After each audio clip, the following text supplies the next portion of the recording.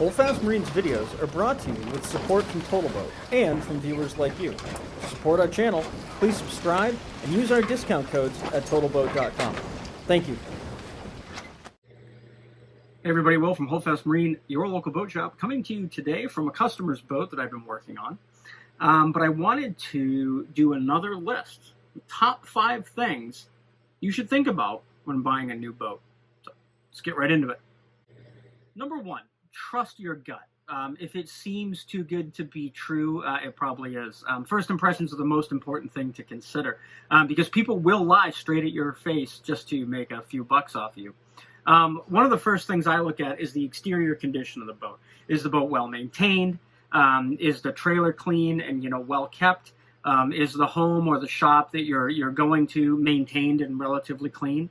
Minor scratches and some dings, those are normal and can be repaired. So you don't have to be that picky, but just be picky enough. If a boat is well maintained exteriorly and it's clean, it generally means that that boat has been taken care of. It is true what they say, if it looks like a rose and smells like a rose, it's probably a rose. Number 2, make sure the owner starts and runs the engine. If the current owner has some excuse as to why he or she, can't start the motor, thank them very much for their time and leave. I can almost guarantee that that engine has some kind of issues. Sometimes it's a cheap fix, but more often than not, you're going to get stuck with a pretty large bill.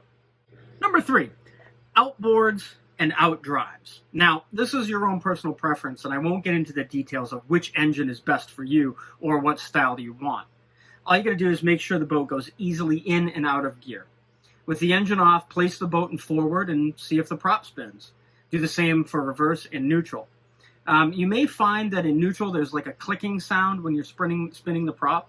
And most times this isn't concerning, and it's usually just an adjustment you can perform with a little research online, or you can call me. Visually inspect the drive or the outboard. Make sure that there's no cracks, dings, or pieces missing. For outdrive boats, make sure you inspect the bellows, the rubber pieces that come out of the transom.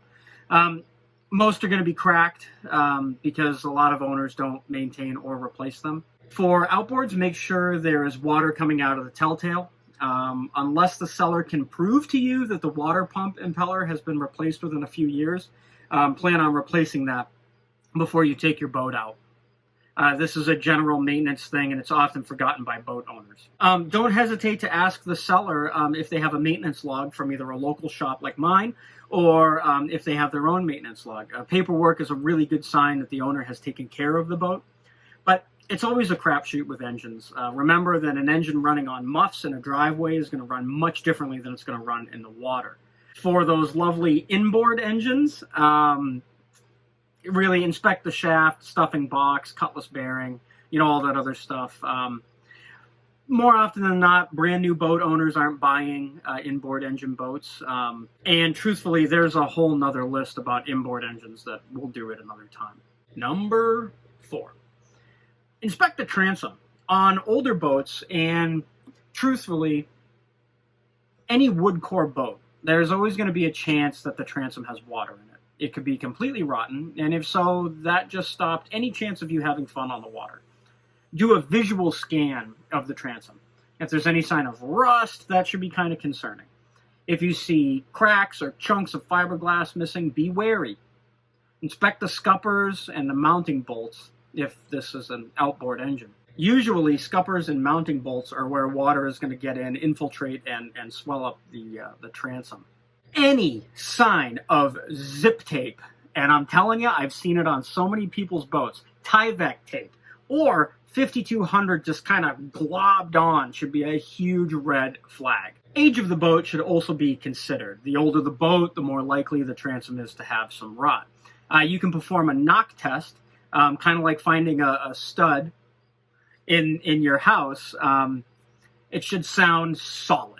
If you even think that the transom may be hollow, like if you push on it or you yank up on the outboard and the transom is flexing, pass on that boat. Just to give you a rough estimation, it's between $3,000 and $6,000 to replace the transom of a small boat. Number 5, inspect the electrical system. This is the biggest issue for me in the boating world. 99% of all boat owners add some kind of lighting or switches or a radio or fish finders. And I'd imagine that about 80% of those people head down to the local auto parts store, buy a bunch of copper core wire, or they go onto Amazon, they buy cheap copper wire there. This, folks, is a no-go on any boat. Heat shrink fittings and tinned wire are the only wire that should be on a boat. Now, this isn't necessarily a reason to pass on buying a boat, because you can replace this stuff yourself. And just be aware that if the electrical system looks a mess, you're going to want to get that fixed or fix it yourself, because you will have issues going down the road.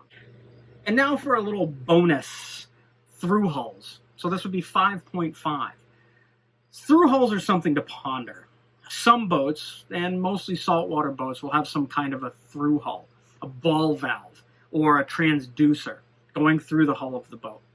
Now, if you see a ball valve that's PVC, you're going to replace that almost immediately. They should be bronze and bronze only for through hull fittings.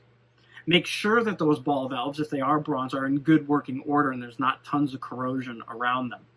These ball valves, especially the larger ones, are very, very expensive and not super easy to replace. On your ball valves or any transducer going through your hull, this is the only place on a boat where you want to see a massive amount of 5200 squeezed out. Buying a used boat is incredibly stressful, and truthfully, it's always a gamble. If the engine doesn't run or the transom is rotten, pass on that boat always. Cosmetic things are not a reason to not buy a boat. You can fix cosmetic things yourself. You can bring your boat to me or any other, reputable marine shop, and they will be able to fix those cosmetic things for you. So that's the top 5.5 things that you need to really seriously consider before buying any used boat. If you like this video, please like it. Please subscribe, hit the bell notification, because I found out the bell notification lets me know that you have subscribed to the channel. Thank you so much for that. Leave a comment down below. The other video that we did of top 5 boat owner mistakes is super popular. Everybody seems super receptive to it, and I really appreciate that. Give me feedback down below in the comments. Also, if you have an idea or a suggestion for another top 5 or top 10 list, comment down below. Again, everybody, thank you so much for watching. My name is Will from Holdfast Marine, your local boat shop. I hope everybody's having a great end of their summer, and we'll see you next time.